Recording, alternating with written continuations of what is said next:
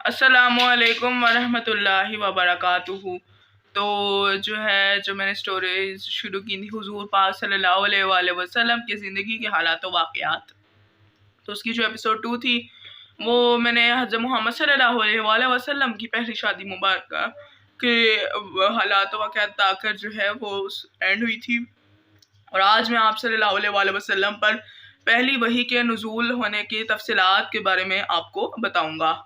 حضور پاک صلی اللہ علیہ وآلہ وسلم جو ہیں وہ بہت زیادہ پریشان رہا کرتے تھے، کیونکہ انسانیت جو ہے وہ جہالت کے دہانے پر کھڑی تھی۔ مطلب لوگ بتوں کو بہت پوجتے تھے، بت پرستی کرتے تھے، جس طرح سے آج کل بھی ہندو کرتے ہیں، بت بنا لیتے، پتہ نہیں ہنومان، شیو جی، کیا کیا عجیب و غریب سے اسٹیچوز بناتے ہیں اور پھر ان کی پوجا کرتے ہیں، ان کی عبادت کرتے ہیں، شرک کرتے ہیں۔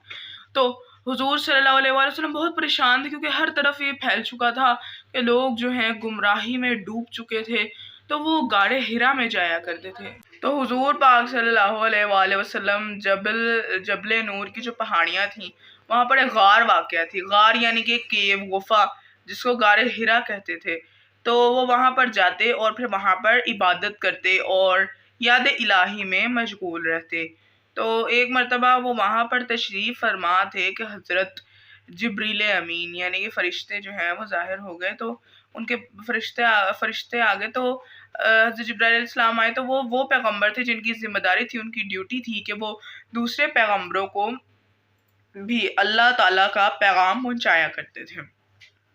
یعنی کہ جو ہے اللہ تعالیٰ نے اگر کوئی پیغام پہنچانا ہوتا اپنے پیغمبروں کو تو وہ حضرت جبرائیل علیہ السلام کے ذریعے پہنچاتے۔ تو حضرت جبرائیل علیہ السلام جو تھے وہ ہر نبی کو وہ پیغام پہنچا دیتے۔ تو حضور پاک صلی اللہ علیہ وآلہ وسلم کو نہیں پتا تھا کہ وہ آخری نبی ہیں، تو انہیں حضرت جبرائیل علیہ السلام کو تو انہوں نے فرسٹ ٹائم دیکھا تھا۔ اب آپ دیکھیں، فرسٹ ٹائم آپ کھڑے ہیں، سامنے کوئی نورانی مخلوق آ جائے، فرشتہ آ کے کھڑا ہو جائے، تو آپ تو بہت زیادہ آپ کی کنڈیشن ہو جائے گی کہ آپ بہت زیادہ کنفیوز ہو جائیں گے، کہ یہ آپ کی حالت عجیب سی ہو جائے گی۔ تو وہی ہوا حضور اس پاک صلی اللہ علیہ وآلہ وسلم کے ساتھ کہ جب وہ تشریف لائے حضرت جبرائیل علیہ السلام، تو وہ حیران ہو گئے۔ تو انہوں نے حضرت جبرائیل علیہ السلام کے کندھے پر ہاتھ رکھا، اور ان کے ہاتھ کے دباؤ کی وجہ سے حضور صلی اللہ علیہ وسلم کو تکلیف محسوس ہوئی۔ تو انہوں نے فرمایا اقرا، تو حضرت جبرائیل علیہ السلام نے تو یعنی کہ پڑھیے، عربی میں اقرا کا مطلب ہوتا ہے پڑھنا، علم حاصل کرنا، یہ وہ۔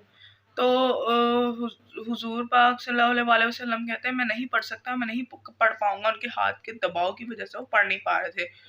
تو انہوں نے سورۃ العلق، قرآن پاک کی سورت، اس کی پہلی 5 آیات پڑھی، جس کا اردو ترجمہ میں آپ کو سنا دیتا ہوں۔ پڑھ اپنے رب کے نام سے جس نے پیدا کیا، جس نے انسان کو جمع ہوا خون سے پیدا کیا۔ پڑھ کہ تیرا رب بڑا کریم ہے، جس نے تجھے قلم سے لکھنا سکھایا اور انسان کو وہ کچھ سکھایا جو وہ نہیں جانتا تھا۔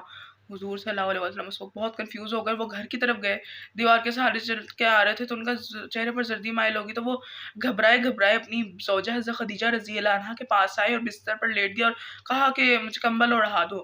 تو حضرت خدیجہ نے کمبل اڑا دیا، اور پھر انہوں نے کہا کہ کیا ہوا ہے؟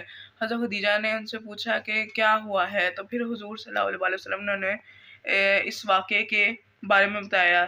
تو جب انہوں نے اس واقعے کے بارے میں بتایا تو حضرت خدیجہ رضی اللہ عنہا نے فرمایا کہ تو اس کے بعد حضرت خدیجہ رضی اللہ عنہا سے آپ صلی اللہ علیہ وآلہ وسلم نے کہا مجھے اپنی جان کا خوف ہے۔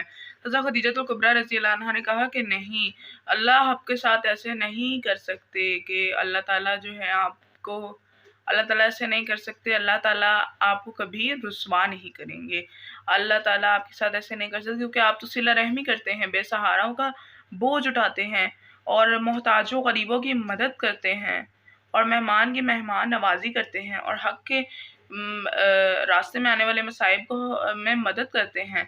تو حضرت خدیجہ رضی اللہ عنہا آپ صلی اللہ علیہ وآلہ وسلم کو اپنے چچا زاد بھائی برقہ بن نوفل کے پاس لے گئیں، یعنی کہ اپنے کزن چاچو کے بیٹے کے پاس لے گئیں۔ تو انہوں نے آپ صلی اللہ علیہ وآلہ وسلم کا واقعہ انہیں سنایا۔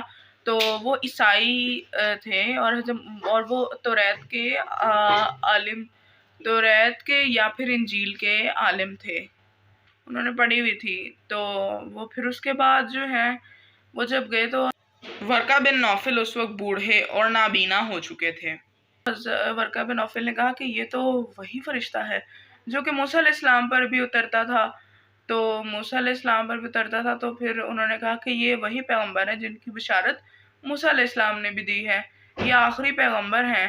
تو ورقہ بن نوفل نے کہا کہ آپ کے جو ہیں آپ کے ہی اپنے لوگ آپ کو وطن سے نکال دیں گے, آپ کے ساتھ برا کریں گے. تو ورقہ بن نوفل نے کہا کہ یہ تو وہی فرشتہ ہے جو موسیٰ علیہ السلام پر نازل ہوا تھا اور آپ موسیٰ علیہ السلام پر اترتا تھا, کہ کاش میں اس وقت زندہ ہوتا کہ جب آپ ہی کی قوم آپ ہی کو آپ کے وطن سے نکال دیں گے, تو آپ کے آپ کے ساتھ برا کریں گے. تو انہوں نے کہا میری قوم مجھے ہی نکال دیں گے, اللہ آپ صلی اللہ علیہ وسلم نے فرمایا. انہوں نے کہا ہاں اگر کاش میں اس وقت زندہ ہوں, اگر میں زندہ ہوا تو آپ کی بھرپور مدد کروں گا. لیکن اس کے کچھ عرصے بعد ہی ورقہ بن نوفل انتقال فرما گئے. تو حضور صلی اللہ علیہ وآلہ وسلم نے جو ہے خفیہ طور پر تبلیغ کی 3 سال خفیہ طور پر تبلیغ کی. تو یعنی کہ ان کی بیٹیاں اور حضرت خدیجہ الکبریٰ رضی اللہ عنہا ان پر ایمان لیں, حضرت ابو بکر صدیق, حضرت زید بن حارثہ, یعنی کہ حضرت علی, یعنی کہ ان کے کچھ قریبی ساتھی جو ہیں وہ خفیہ طور پر تبلیغ کرتے تھے. تو اعلانیہ طور پر انہوں نے ابھی سب کو دین کی دعوت دینی شروع نہیں کی تھی. تو اب جو ہے وہ جو ان کے ساتھ بھی بہت ساری مشکلات پیش آئیں, کیونکہ جو پیغمبر اللہ کے دین اور راستے پر چلتا ہے اس کے ساتھ برا تو اس کو پریشانیاں تو جھیلنی پڑتی ہیں. تو 3 سال بعد انہوں نے اعلانیہ طور پر تبلیغ شروع کی. تو انہوں نے تبلیغ شروع کی جب اعلانیہ طور پر 3 سال کے عرصے کے بعد, تب کیا ہوا یہ میں آپ کو اگلے ایپیسوڈ میں بتاؤں گا. تو جب تک میری کوشش ہوگی کہ میں اچھے سے آپ کو میسج کنوے کروں. تو میرے چینل کو سبسکرائب کریں, ویڈیو کو شیئر کریں, لائک کریں, کمنٹ کریں, اپنا فیڈ بیک دیں. اور آپ کو میں نے ایک اور بات بتانی تھی کہ ہمارا کلمہ جو ہے وہ 3,64,000 اللہ کے کرم سے ہو گیا تھا. تو اب ہمارا نیکسٹ ٹاسک ہے پہلے اشرے کی دعا. تو وہ آپ سب پڑھیے اور جتنا وہ کمنٹ سیکشن میں بتا دیں. اور پھر جب تک میں نیو ویڈیو لاؤں, اللہ حافظ, and please subscribe to my channel for my new videos and updates.